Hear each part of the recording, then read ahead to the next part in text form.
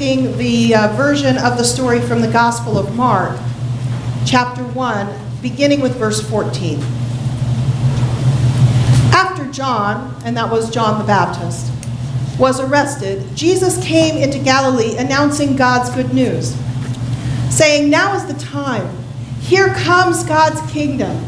Change your hearts and lives and trust this good news." As Jesus passed along the Galilee Sea, he saw two brothers, Simon and Andrew, throwing fishing nets into the sea, for they were fishermen. "Come, follow me," he said, "and I'll show you how to fish for people." Right away they left their nets and followed him. After going a little farther, he saw James and John, Zebedee's sons, in their boat repairing the fishing nets. At that very moment he called them. They followed him, leaving their father Zebedee in the boat with the hired workers.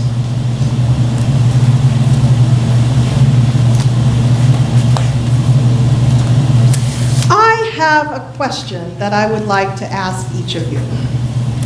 Now, but I need to preface this. You don't have to answer this question out loud, okay? I just would like you to think about the answer as I pose the question, all right? Why are you here in worship this morning? Is it because you wanted to see your friends? Is it because it's what you always do on Sunday mornings? Is it because you wanted to sing in the choir? Is it because you wanted to, that someone woke you up, nudged you out of bed and said, "Get up, it's time to go to church"? Or was it because there is something that's not quite right in your life? Is it because you're going through a crisis? Or is it because you needed to hear this morning that everything is going to be okay? Well, the truth is we are all here for a reason. And the reason is probably different for each one of us. But there is one thing that is perfectly clear. We are all here because of Jesus. We are here either because we are looking for a relationship with Jesus, we are looking for Jesus to be a part of our lives, or we have already accepted Jesus into our hearts, and we know what having a relationship with God through Jesus can do for us as followers. Today we're starting a new sermon series, and it's a series about fishing. But it's also a series about fish. Because when you get right down to it, there are really two types of people. There are fish, and there are fishers. All right? Now, fish are the people who are looking for answers. These are the people who are looking for relief in their troubled lives. These are people who are looking for the answer to that gnawing question. You know the question. Why? Why did I lose my job?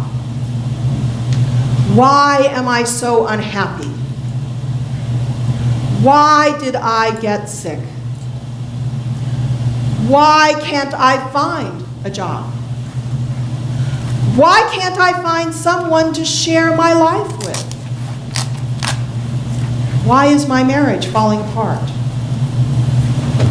Why is my world crumbling around me? Why? Well, so fish are asking all of these questions, and they're looking for the answer. And so what they do, all they do is, what do fish do? What do fish do? They swim, right? And so they're all just swimming around looking for ways to mend their broken lives. They are swimming around looking for ways to stop being so unhappy. Now, so these fish might go out and buy the best self-help book that they can find, and they'll read it and they'll try to do all the things that are in the book. Or they might watch someone like Dr. Phil, who claims to have all the answers, in order to try to find the help that they need. Or maybe they look for the answers in the bottom of a bottle, or in the prescription cabinet, in the medicine cabinet. Or maybe they look for the answers from a dealer on the street. But what they're looking for can't be found in a self-help book, or from Dr. Phil, or from a bottle, or from a pill. Because what those fish are looking for is something that lasts, something that is everlasting, something that is eternal, something that they can not find in any of those things. Now, I bet all of you out there are thinking, boy, am I glad I'm not a fish. Right? But you know what? The truth is that we've all been fish at one time or another in our lives. We've all been seekers, looking for something that will solve our problems, looking for things that will make us feel better and feel happy, looking for ways to have a better life. So even though we don't want to be fish, I'm sorry, my friends, but we are fish. We are all fish. We were all once fish. And that's part of what is good about who we are and what we do as followers of Christ. So we have the fish, and then we have the fishers, right? So these people are the people who have found the answers to their problems. They have found that relationship through Jesus Christ. And because of that relationship, they are compelled to share their good news with others. They are the ones whom Jesus called, and the ones who answered that call. They are also the ones who are looking for other fish, because that's what fishermen do, right? They look for other fish. They go out and they fish. You know what I love about today's gospel message? It's the fact that Jesus understood the difference between fish and fishers. Jesus understood and knew that what he needed to do in order to get the attention of the fish who would eventually become his disciples, he knew that he needed to do three things. And as soon as I can get my computer to go back to those three things, I will share what those were. Bear with me just a moment.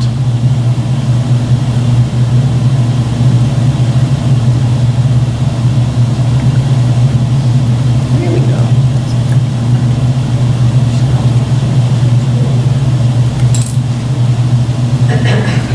Sorry about that, folks. Technology is a wonderful thing, except when it's not. Right?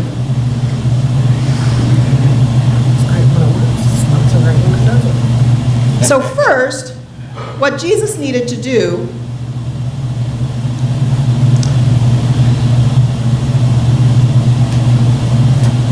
was to meet the disciples' needs. Now, we heard in Luke's version of this story that Jesus went out, and he went out to where the fishermen were. And he catches these would-be disciples at a time when things are not going so well.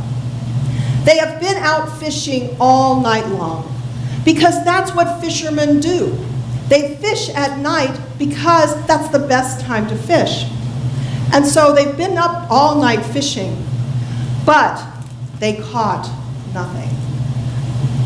And then Jesus comes along and he says to them, in fact, he's a carpenter from Nazareth, right? He's probably never been fishing a day in his life. And he comes up to them and he says, "Take your boats and go out into the sea. Drop your nets into the deep water and fish." Well, so these disciples are probably thinking to themselves, okay, this is a carpenter from Nazareth. What the heck does he know, right? But they humor him. And so they take their boats out into the deep water, and they drop their nets, and then they bring them back up. And what has happened? Their nets are filled to the brim. In fact, they are so full that they are bursting at the seams. Now, these guys were fishermen. And they needed to have fish because that was the way that they made their livings. That was the way that they took care of their families. They supported their families. And so if they had no fish, they had no living. Jesus comes to them and meets their needs. He takes them to where the fish are. He takes care of the things that are going wrong in their lives. And then Jesus says to them, "Come, follow me." Now, I want you to put yourselves in the disciples' sandals. These guys are professional fishermen, right? I mean, they should have known where those fish were. They should have known where they could find those fish. And yet they didn't. It took a carpenter from Nazareth to come and find the fish. And then after they find the fish, he says to them, what? "Come, follow me." Would you follow him? Darn right you would. This guy knew what he was doing. And so they go ahead and they drop their nets and they follow him. But that wasn't the end of the message, was it? Jesus said to them, "Come follow me, and I will make you fishers of men." Come follow me, and I will teach you how to fish for people. Now, that's a pretty amazing message, isn't it? And it's something that we don't really often pay much attention to, is it? Because often when we hear this story, we stop at the part that talks about following. Because after all, following Jesus is what we Christians are supposed to be doing, right? Following Jesus is what we do. And following Jesus is important. Because when we follow Jesus, we know that Jesus is going to lead us down the right path. We know that Jesus is going to guide us in the direction that we need to go. So following Jesus is important, but it's not the end of the message. We still have the third thing that Jesus said to them, and it was, "Come, follow me, and I will make you fishers of men." Do you remember what I said about fishers? That fishers are the ones that go out and find the fish, right?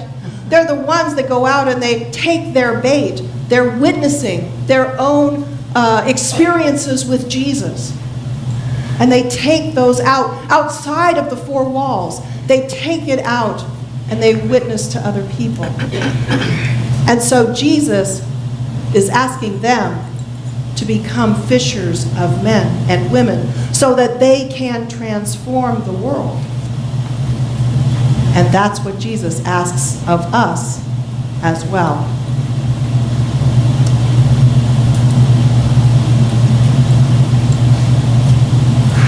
Do you know someone in your life who has been a fisher?